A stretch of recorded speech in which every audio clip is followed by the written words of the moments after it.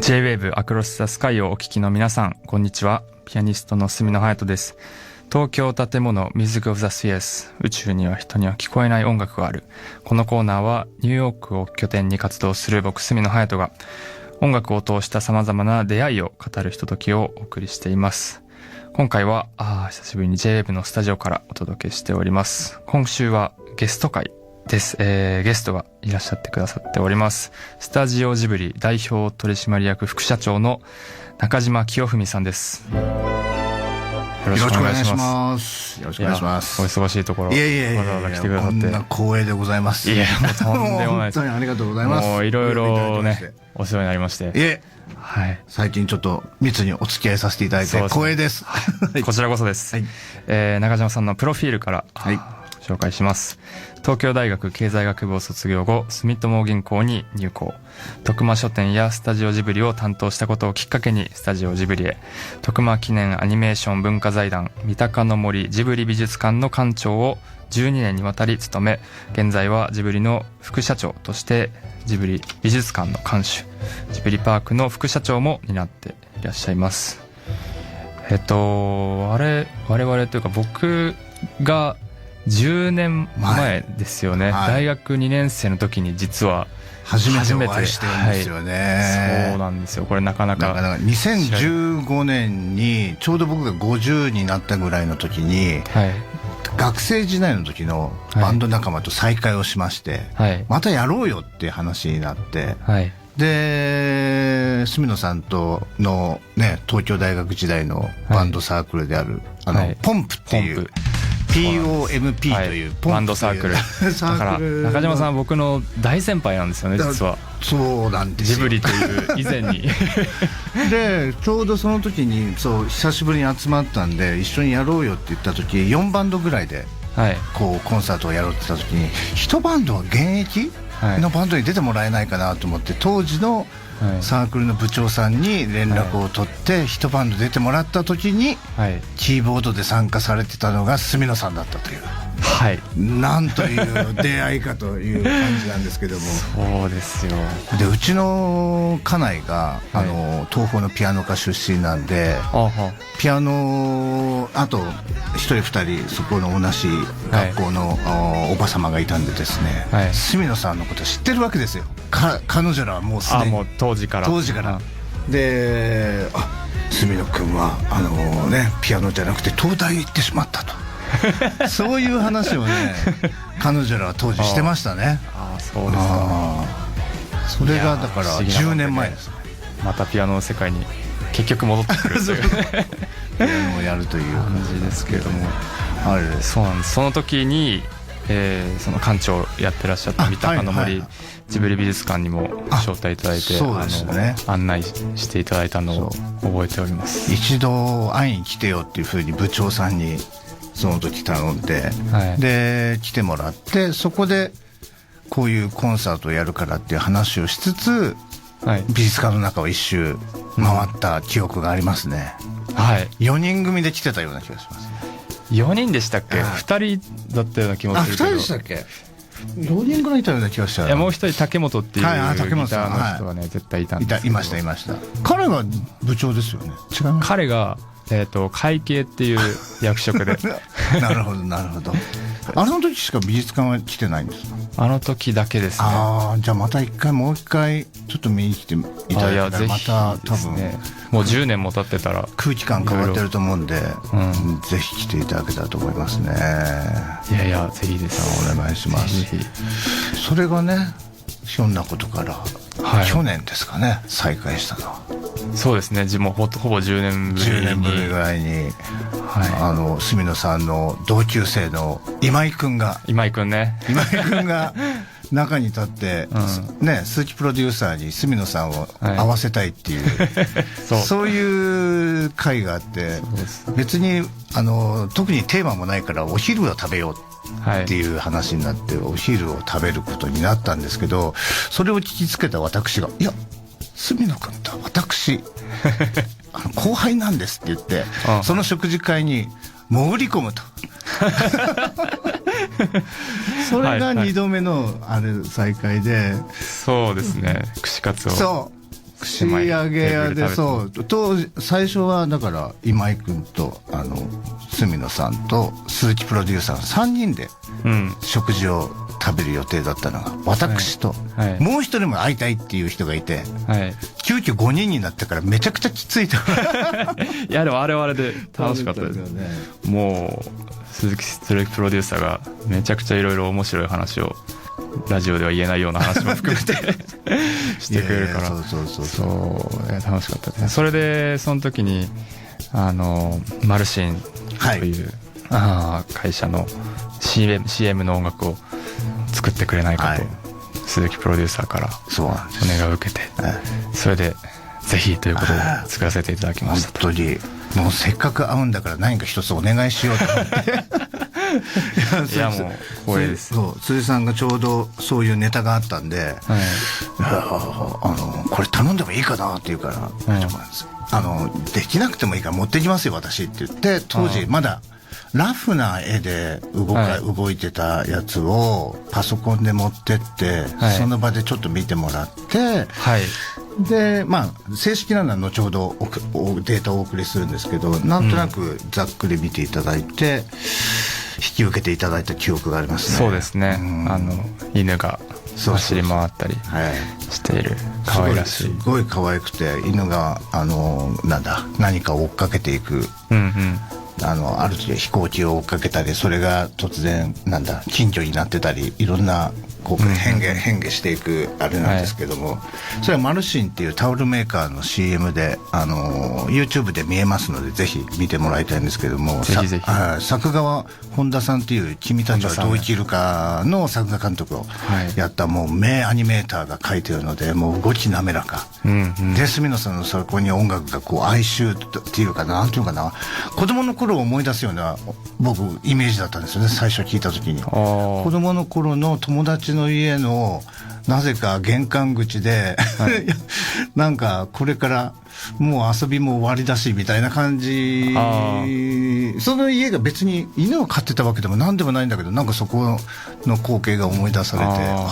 これいいなとか思って、ありがとうございました。光栄です。つけていただきましてとんでもないです。すいません。というところからいろいろと、また今月ジブリパークでもコンサートさせていただいたりしたんですけれども、一曲ここでお送りしたいと思います。久石譲作曲、住野隼人演奏で人生のメリーゴーランド。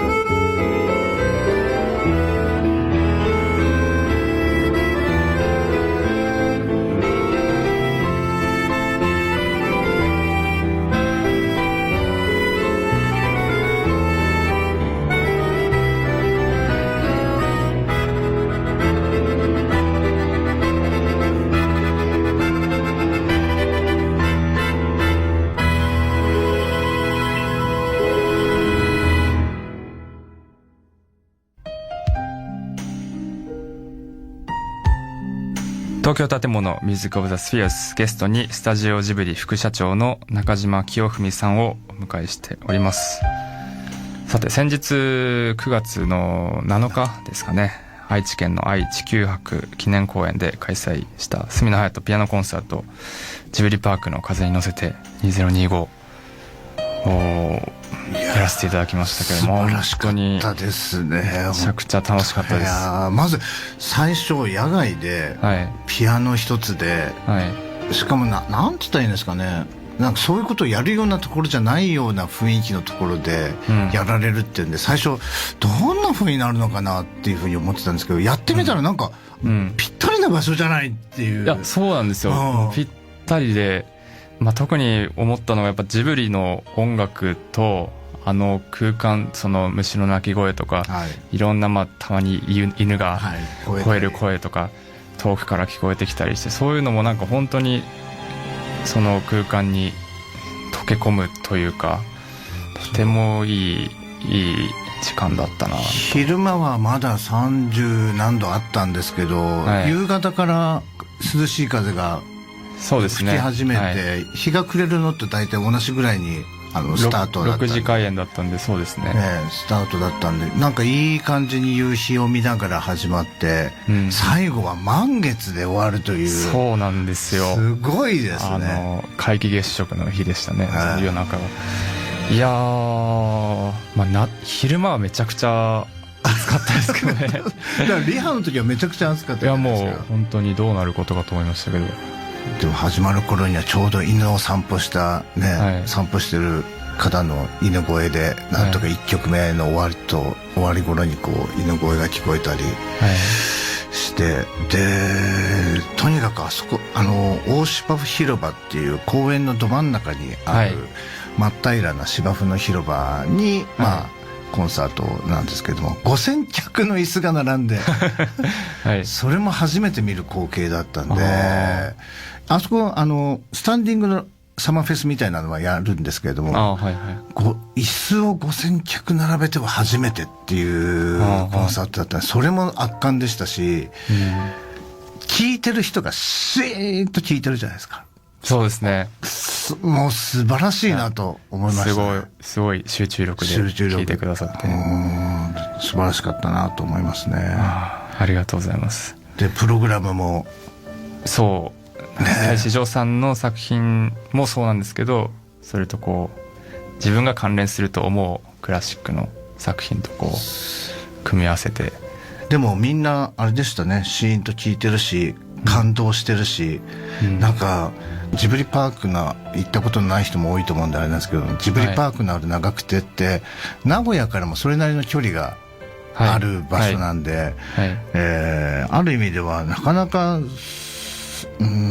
こういうのって初めてやるような多分機会だと思うんで、ここでこれが聞けるってすごいなっていう感じでしたね。まず5000人本当に来てくれるのかなとか思ってたんですけど、本当来てくださいましたね。5000人。僕もジブリパーク行かせてもらうの初めてで、もうずっと行ってみたいと思ってたんで、もうこの機会でジブリパークもいろいろ見ることができて本当に嬉しかったです。いや、めちゃくちゃ良かったですね、大倉庫。いやちょうど鈴木敏夫とジブリ展っていうのもちょうど夏なんで、夏の期間やってたんで、それも見ていただいて、角野さんが鈴木敏夫の幼少期から結構若い頃のところをなんていうかな、パネルをきっちり読んでいただいてたんですけど、なんかそう面白いですね、やっぱり。もともと人の影響元をたどるみたいなの好きなんですけど、特に鈴木敏夫さんのその幼少期、すごく鈴木敏夫さんだなっていう感じもするし、なんか学びも多いから、もうあの時もお伝えしたと思うんですけど、要するに小学生時代に子供部屋をお父さんに4畳半の子供部屋を作ってもらったと、でそこにお父さんが買ってきて読み古したっていうか、読み終わった漫画をどんどんとくれると、くれるから取っといて集めると、漫画が集まると今度は友達が集まってくると、でそこで友達と雨の日なのか何なのか分かりませんけど、日がなそこでだべってるというのって実は今も同じなんですよね。鈴木さんってレンガ屋っていう風な部屋を持ってて、そこに本が全部並んでて、別にみんな本を読みに来るわけじゃないんですけど、今は仕事の話で来るんですけど、でもそこでくっちゃべってご飯もみんなでそのまま食べに行くみたいな、そういう雰囲気って多分鈴木さんはその小学生10歳の頃のその子供部屋と、多分今77歳の今のそのレンガ屋っていう部屋と、見てるとあんま変わりないなみたいな。いや本当そのルーツが幼少期からずっとあって変わってないっていうのは素敵ですよね。面白いなと思います。それだけ影響力のあるご家庭に育ったのかどうなのかよくわからないけど、なかなかそれと大倉庫ですよね。大倉庫は全部見ていただいて、でも本当に細かいところも緻密に作られているので、もう見るところがめちゃくちゃ多くて、大倉庫の中にお好きだって言って千尋の湯婆婆の部屋があったり、ロボット兵がいたり、アリエッティの庭があったりっていうところなんですけど、どこが一番気に入りました？どこかな。食べ物を展示してるコーナー、あそこテンション上がりましたね。ジブリ飯コーナー、食べるを描く展という企画展示があって、そこで要するに食べるシーンがどう描かれてるかとか、でそのジブリが、日常を描くシーンっていうのを大変大切にされている、でその、日常の大きなものを占めるのが食べるということであると、でそこにどのように情熱を持って作られているかっていうのがね、本当に僕はグッときました。食べるシーンにも必ず演出的意図がある、ただ食べるために書いてるんじゃなくて、食べることを通じて2人が、例えばパズーとシータが心を通わせ合うとか、そういう演出意図があるんだみたいなのが、あれ読んでもらうと全部書かれてたりして、大変面白い展示なんですよね。面白いですね、あれはね。でもその後のジブリがいっぱい展で、世界各国のビデオグラムが並んだところ、あそこですごい全部見てましたよね。言語がね好きなんですけど、基本的に。でも特に面白いなと思うのが、あれって単なる翻訳っていうだけじゃなくて、そのタイトルをどういう風にすればその国の、その文化を持つ方々に伝わるかっていうのを考えてらっしゃるわけじゃないですか、絶対に。その違いを観察するのがめちゃくちゃ楽しかった。全部違いを見てましたよね。僕なんか語学が分かんないからそんな違いまで気がつかなくて。例えば、僕の好きな作品の千と千尋は、英語だとスピリティドアウェイですけど、フランス語だと千尋の旅みたいな感じ、千尋っていう名前が入ってるんですよね。で、韓国は結構日本と大体もうほぼ直訳、文法も似てるんで、でも中国はもう少し説明的にしていたりとか、そういう違いを見るのが面白かった。いやあそこであれだけの時間を費やしていただける方はなかなか他にいないんじゃないかっていうぐらいしっかりと見ていただいたんで、本当に嬉しかったです、あれは。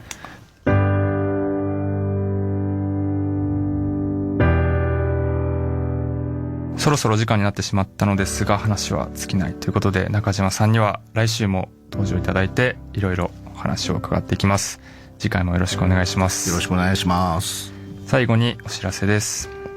角野隼人ピアノリサイタルクラシックアリーナ11月29日 K アリーナ横浜にて開催です。東京建物ミュージックオブザスフィアスではオリジナルロゴ入りノートを毎週5名の方にプレゼントします。アクロスザスカイのウェブサイト右上バナーのメッセージトゥースタジオからノート希望と書いてご応募ください。それでは引き続き小川沙羅さんナビゲートの J-Wave アクロスザスカイでお楽しみください。来週もこの時間にお会いしましょう。ここまでは角野隼人でした。